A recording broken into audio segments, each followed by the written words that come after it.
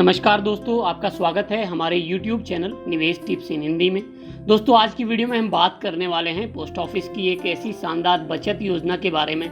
उसमें इस समय क्या ब्याज दर चल रही है, क्या क्या उसकी विशेषताएं हैं, तो हम बात करेंगे आज post office national saving recurring deposit account के बारे में, यानी RD अकाउंट के बारे में। अगर हम इसके ब्याज दर की बात करें तो इस समय RD अकाउंट पर 5.8% के हिसाब से ब्याज दर मिल रहा है और 3 महीने बाद इसका ब्याज आपके मूलधन में जुड़ता है, यानी हर क्वार्टर पर कंपाउंड होता है। अब अगर हम इस अकाउंट की विशेषताओं की बात करें तो कौन अकाउंट ओपन करा सकता है? कोई भी भारतीय व्यक्ति जिसकी उम्र 10 वर्ष से अधिक हो अपने नाम पर यह अकाउंट ओपन करा सकता है। 10 वर्ष से कम उम्र के बच्चे अपने माता पिता के नाम पर इस अकाउंट को ओपन करा सकते हैं। ज्वाइंट अकाउंट में ज़्यादा से ज़्यादा 3 लोग, माता पिता और उनका बेटा या बेटी हो सकते हैं। कितने पैसा जमा करा सकते हैं इस अकाउंट में? मिनिमम 100 रुपये से इस अकाउंट को आप खोल सकते हैं। उसके बाद 10 रुपये के गुणांक में पैसे जमा किए जा सकते हैं। मैक्सिमम की कोई लिमिट नहीं है। क्या होगा अगर आपने इस RD अकाउंट में किसी महीने पैसे जमा नहीं कर पाए तो, यानी डिफ़ॉल्ट की कंडीशन में क्या होगा? इस कंडीशन में आपको हर 100 रुपये पे 1 रुपये की पेनल्टी देनी होगी। वहीं अगर आप लगातार 4 महीने पैसे नहीं जमा कर पाए तो आपका अकाउंट बंद हो जाएगा। उसके बाद आपके पास 2 महीने का समय होगा। अगर उसके अंदर आपने पैसे विद पेनल्टी जमा कर दिए तो आपका अकाउंट दोबारा चल जाएगा। अगर आप ऐसा नहीं कर पाए तो आपका अकाउंट बंद हो जाएगा। साथ के साथ 5 साल की मैच्योरिटी पूरी होते समय आपके पास जितने भी महीने आपने डिफ़ॉल्ट किया है उतने महीने अपने RD अकाउंट को आगे बढ़ाने का मौका हो। आप इस RD अकाउंट में पूरे 5 साल की किस्त एक साथ जमा कर सकते हैं एडवांस, यानी एक साथ जमा करने पर आपको छूट भी मिलती है। अगर आप एक साथ 6 महीने की किस्त जमा करते हैं तो आपको 100 रुपये पे 10 रुपये की छूट मिलती है। वहीं अगर आप एक साथ 12 महीने यानी 1 साल की किस्त जमा करते हैं तो आपको 100 रुपये पे 40 रुपये की छूट मिलती है। इसको ऐसे समझते हैं, मान लेते हैं आप RD अकाउंट में हर महीने 100 रुपये जमा करते हैं और आप 6 महीने के एडवांस जमा करना चाहते हैं तो इस कंडीशन में आपको 590 रुपये ही जमा करने होंगे। वहीं अगर आप 1 साल का एडवांस जमा करना चाहते हैं तो आपको 1160 रुपये ही जमा करने होंगे, 1200 रुपये की जगह। RD अकाउंट की सबसे बढ़िया बात यह है कि आप इस पर लोन भी ले सकते हैं। 12 किस्त जमा करने के बाद यानी 1 साल के बाद अकाउंट में जो भी अमाउंट होगा उसके 50% पैसे के बराबर आप लोन ले सकते हैं। लोन को आप चाहे तो एक साथ जमा कर सकते हैं या फिर आप उसको किस्तों में जमा कर सकते हैं। लोन पर आपको जो ब्याज दर देनी होगी वो आपको RD अकाउंट के उस समय जो ब्याज दर चल रही होगी उसके 2% अधिक देनी होगी, यानी इस समय आपको जो लोन मिलेगा वो 7.8% के हिसाब से मिलेगा। वहीं अगर मैच्योरिटी से पहले आप लोन नहीं चुका पाए तो लोन ब्याज सहित आपके मैच्योरिटी अमाउंट से काट लिया जाएगा।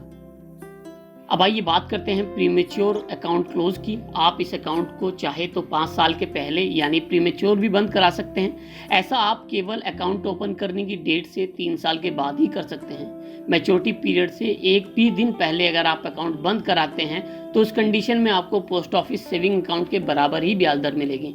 वहीं अगर आपने अकाउंट में एडवांस डिपॉजिट किया हुआ है तो आप एडवांस डिपॉजिट के समय तक अकाउंट को प्रीमेच्योर बंद नहीं कर सकते।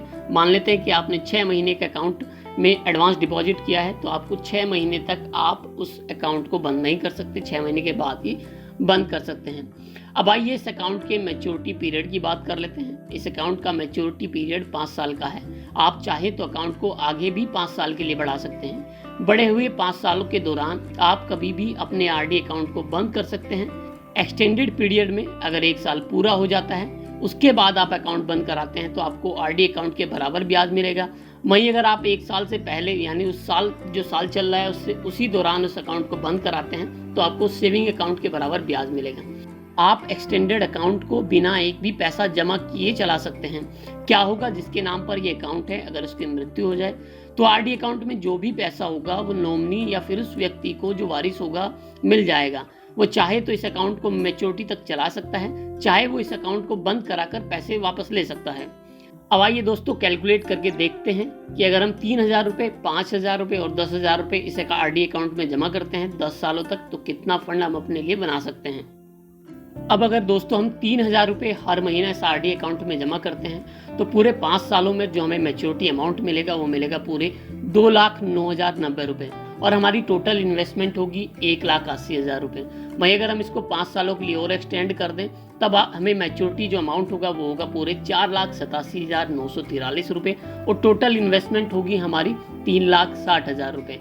3,000 रुपये हर महीना जमा करने पर। वहीं अगर हम 5,000 रुपये हर महीना जमा करते हैं तो 5 सालों में जो टोटल मैच्योरिटी अमाउंट होगा वो होगा 3,48,484 रुपये।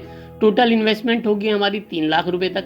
अब हम इसी अकाउंट को 5 सालों के लिए और एक्सटेंड कर देते हैं तो हमारी जो टोटल इन्वेस्टमेंट होगी वो होगी 6 लाख की और हमें जो मैच्योरिटी पर अमाउंट मिलेगा वो मिलेगा पूरे 8,13,238 रुपये।